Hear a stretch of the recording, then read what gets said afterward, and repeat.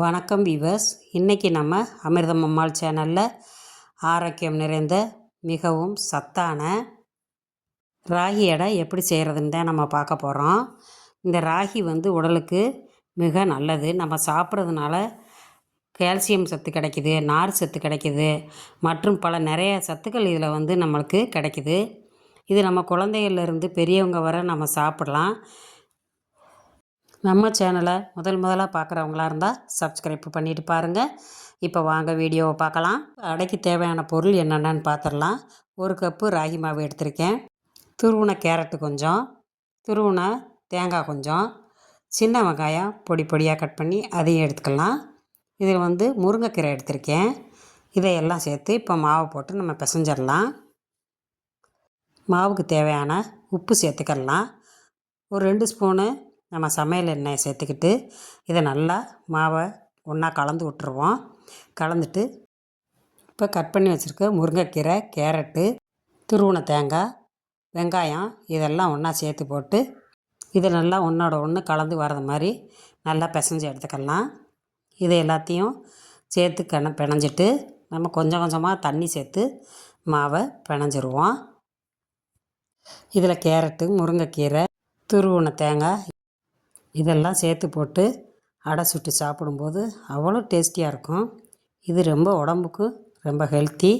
இப்போ மாவை நல்லா பிணைஞ்சாச்சு. இதை ஒரு மூடி போட்டு மூடி வச்சுட்டு ஒரு 5லேருந்து 10 நிமிஷம் அப்படியே நம்ம ஊற விட்டுறலாம். 10 நிமிஷம் கழித்து மாவை எடுத்து பார்த்தோம்னா நல்லா சாஃப்டாக இருக்கும்.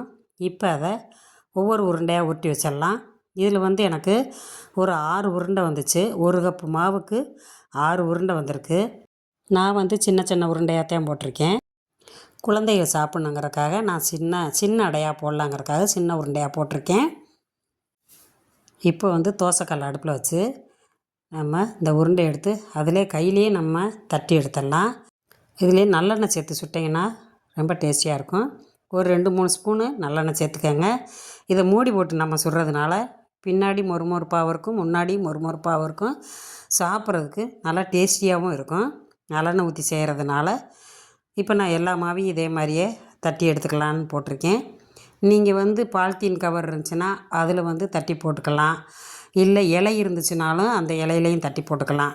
நான் தோசை சட்டியிலே வச்சு இதை நல்லா அகலப்படுத்தி வச்சுட்டேன். நான் இதில் காரத்துக்கு பச்சை மிளகா சேர்க்கலை. ஏன்னா குழந்தைங்க சாப்பிட்டுச்சுன்னா அதில் வாயில் கடிபட்டுரும், உரைக்க ஆரம்பிச்சிடும், பிள்ளைய சாப்பிட மாட்டாங்கன்னு சொல்லி நான் பச்சை மிளகா சேர்க்காமல் போட்டிருக்கேன். நீங்கள் போடுறதுனா போட்டுக்கோங்க, இல்லை வரமிளகா போடுறதுனால போட்டுக்கலாம். நீங்களும் இதே மாதிரி உங்கள் வீட்டில் அடை சுட்டு பாருங்கள். உங்கள் குழந்தைகளுக்கு செஞ்சு கொடுத்து பாருங்கள். சாப்பிட்டு பார்த்துட்டு நம்ம சேனலுக்கு ஒரு லைக் பண்ணுங்கள். இது மாதிரி ஹெல்த்தியான வீடியோ பார்க்கணும்னா நம்ம அமிர்தம் அம்மா சேனலை ஒரு சப்ஸ்கிரைப் பண்ணிடுங்க. அப்படியே பெல் ஐக்கானை தட்டினீங்கன்னா ஆளுங்கிற ஆப்ஷன் வரும். அதை தட்டினீங்கன்னா நம்ம வீடியோ உங்களுக்கு உடனுக்குடனே வந்து சேரும். வீடியோவை உங்கள் ஃப்ரெண்ட்ஸ்க்கெல்லாம் ஷேர் பண்ணி விடுங்க. தேங்க்யூ.